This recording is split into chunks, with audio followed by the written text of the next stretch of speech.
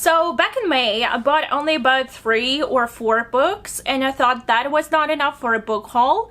So I decided to wait till June, and in June I got a lot of books, but I didn't have time to film. Comes July, and I have even more books, and I'm still not filming a haul. So now, in the middle of August, we're finally doing a book haul. But this one is going to be so long that I'm going to split it into 4 parts. Aren't you happy? I'm super happy. I swear to God, I'm never ever doing this again, because just looking at the piles of books that I have, that I need to go through and I need to haul, is giving me anxiety. I've been neglecting and trying to avoid the responsibility of filming a book haul for quite a while, because I kept thinking, oh, I need to kind of split them into months, and then I realized that I never made a note of like which book was purchased when. So now it's a complete mess. I'm going to divide this book haul into parts depending on the genre. Really, that's just way too many books, but what can you do? So welcome to the part 1 of my enormous summer book haul. It will encompass months between May and mid-August. So this part I will have only graphic novels, manga, and non-fiction books. So yeah, let's just get on with it. And the first book that I have here was one of the books that was mentioned by Susan Dennard as kind of like a reference book for writers, but also another book which I really wanted to read for a very long time, but I couldn't get it from the library. And that is Stephen King on writing. So Stephen King is obviously a very well-known, very popular author, and he apparently writes some sort of like a guide on writing, plus a bit of reminiscence on his own writing journey. And just look at this. For some reason, I personally, I cannot say that I'm a huge fan of Stephen King, but I do appreciate the fact that he's a very prolific writer, and I love this little corgi.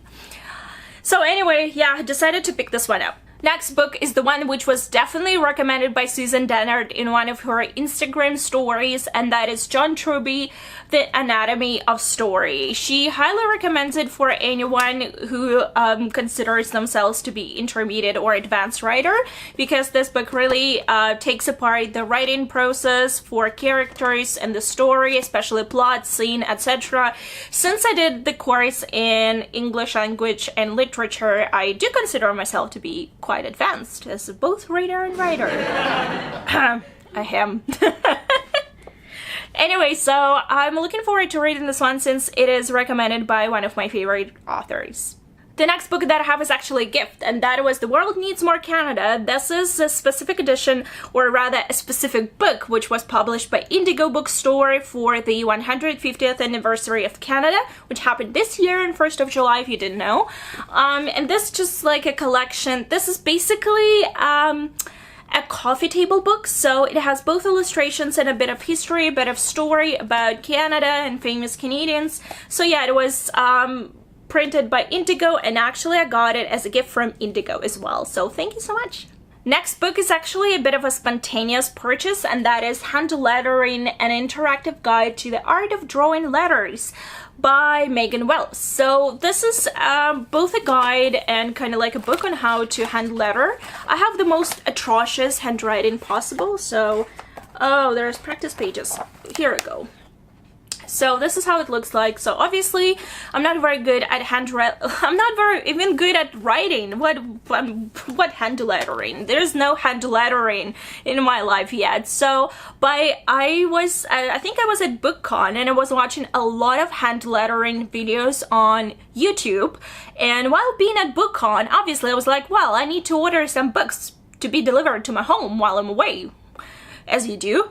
So this is what I did, and I purchased this one. Good thing that I had actually a gift card to use for it, because this book is almost 20 bucks. So let's see, I recently purchased an Apple Pencil that I'm going to use for kind of learning how to write with a proper cursive and also hand letter on my iPad. So I'm not sure how often I will be using this one, but I definitely need to improve my handwriting. I know my handwriting is so bad, sometimes I cannot read it myself.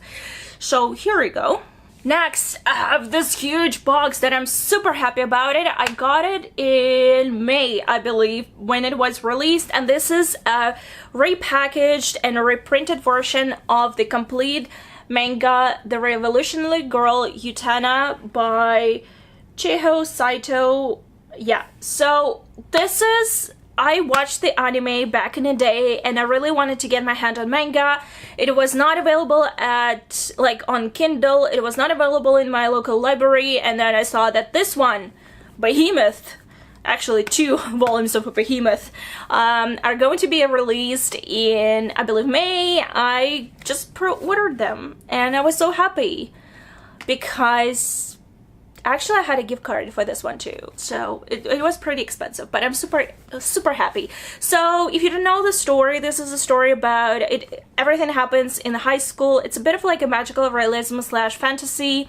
There is a lot of weird stuff happening. It's very difficult to describe. Like, the plot is so whimsical. It's almost as whimsical as Alice in Wonderland in the sense that you cannot really tell what is happening there. So we have the main protagonist who says, oh, I want to be a knight. I want to save the princess, etc. And this is what she does. And yeah. So heavy. I'm so excited to read it. Next, I have another manga, and this is Study in Pink, Sherlock. This is Sherlock manga, volume 1, completely in print, and I'm super excited about it. I think I got it from Book Depository. Yes, I think so.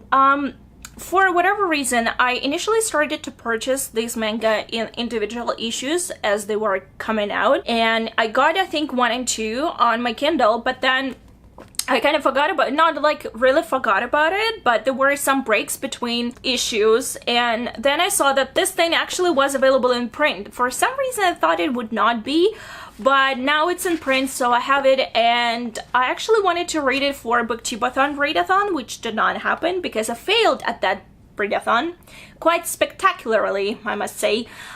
So yeah, I'm really excited to have it. I want to read the whole thing. Obviously the plot is very well known because it just follows the TV show to the T, but I'm just excited about the art. So, and I finally have it. Yay! If you feel as if I'm talking a bit too fast, that's just because I have a lot of books to go through, and I have like 3 more parts of this book haul to film, and we are at 5 p.m. right now, and I feel as if we might be losing the light very soon. I need more coffee. Next, I have more manga! Woo! And this is X by Clamp volumes 1, 2, 3, and 4. So if you have been following me for a while, you probably know that a year ago I started to read this manga for the first time. I watched the anime, I watched the TV show. Back in the day, absolutely loved it. It's still one of my favorite mangas, one of the few mangas that I can kind of like go back to anime slash stories, because I only read manga a year ago and I got it from the library. And I read the first 4 volumes, then I got myself copies of volumes 5 and 6. But I never got myself first 4. So this is what I did this summer, finally. And I also used a gift card for it because they're so expensive. 1 volume is at least about 20 bucks. So they're also super heavy. But I cannot wait to read them again. I actually want to reread Tokyo Babylon and then read this one again because I just absolutely adore them. Phew, that was heavy. Next, we have a graphic novel which I purchased in LA, and that is Edgar Allan Poe's The Raven and Other Tales as a graphic novel. As you can see, I purchased only for $8 US. So yeah, I purchased this book, it was on sale. I kind of was like, okay, I want to read it, and I thought the art was pretty cool.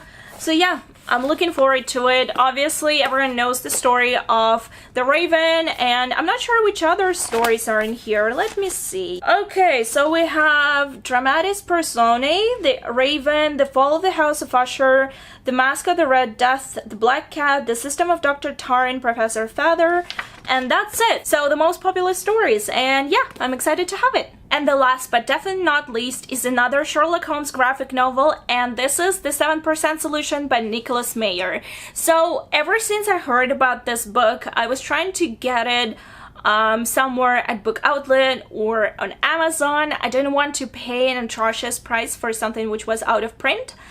but I couldn't find it actually. And then I stumbled upon this graphic novel on Book Outlet, and I was like, why not purchase a graphic novel? Might as well. So hopefully one day I will read the novel itself, but so far I'm very happy to have the graphic novel. Okay, those were all the non-fiction / graphic novels and manga that I purchased during summer, and I'll see you in part 2. Bye! I have no voice. I've been filming for a couple of hours now, and it's tough. What do you call it? Oh my god, I'm blanking out. What is that bookstore in US? Wow. Wow, Barnes and Nobles. Ooh.